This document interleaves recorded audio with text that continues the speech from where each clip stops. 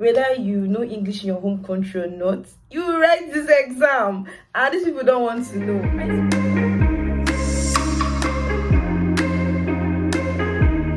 Hey lovelies, welcome back to my YouTube channel. It's your girl Rachi, the YouTuber. So I'm so excited about today's video because I wish I saw a video like this one before I wrote my English Proficiency Exam here in the Turkish Republic of Northern Cyprus. So now you have been wondering, what should I be expecting? What is going to come? What are we going to be seeing? What are the stages of this exam? Is it the reading? How does it work? Is it the writing? What am I supposed to do? Is it the audio? Calm down, chill.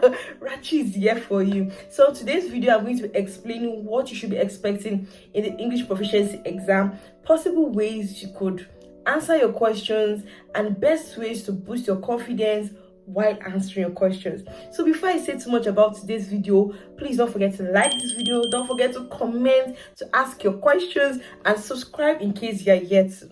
Okay guys, let's go into the details of today's video. I'm going to be listing the 3 stages of this exam.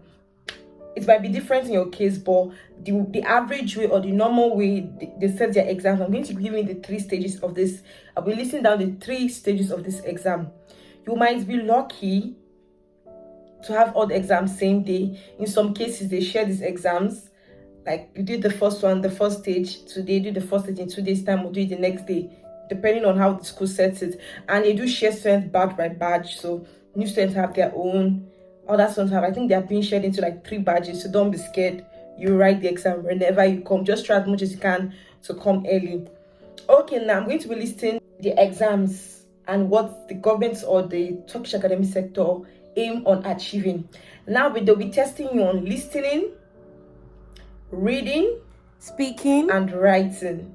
So now they want to be sure whether you can listen. That means when they speak to you in English language, you hear and you understand. Then writing, they want to see, okay, it's not just listening, can you write in English language?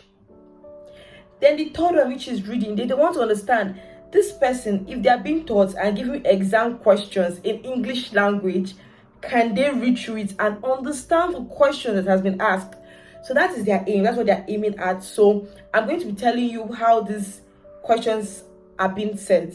So we'll be starting from the audio, which is the listening. You're going to be in a classroom. I'm going to be telling you the way my experience was, and try as much as you can to sit in front for you to hear.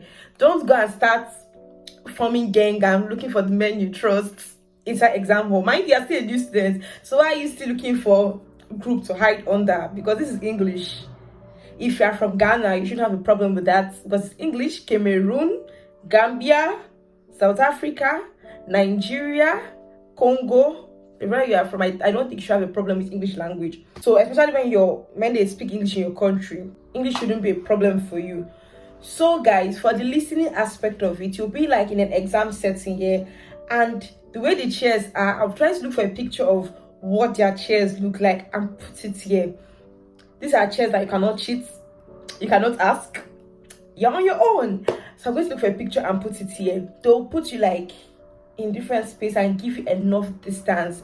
I don't know if the distance is because of COVID or the distance is because they don't want students to cheat, but the distance is amazing. So they put you different, like give you guys spaces, and they tell everybody to stay still and stay calm.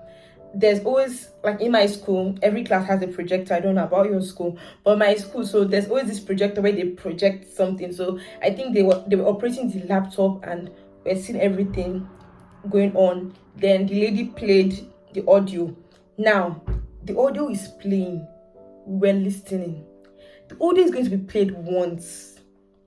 So when they say they're going to play the audio, just concentrate, give yourself the all. Like give it the all, give yourself all the attention you can give to that thing.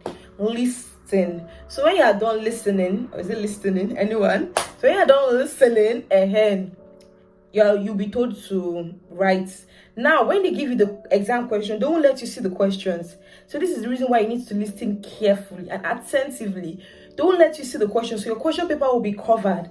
So it's after they are finished giving you the audio, then you'll be able to open your question and know what is in the question paper. So just listen so that you can answer that, and you'll be able to communicate, because the invigilation is going to be very strict.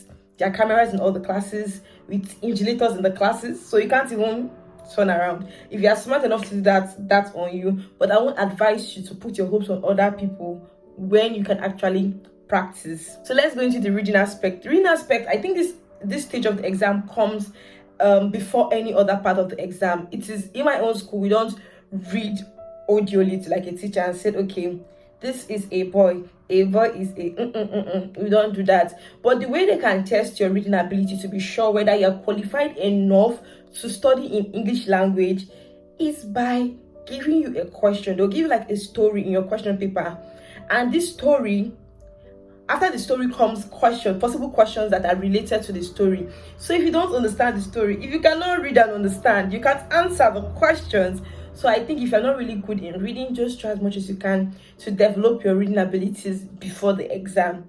So the third one I'm going to be talking about is the writing aspect of this exam.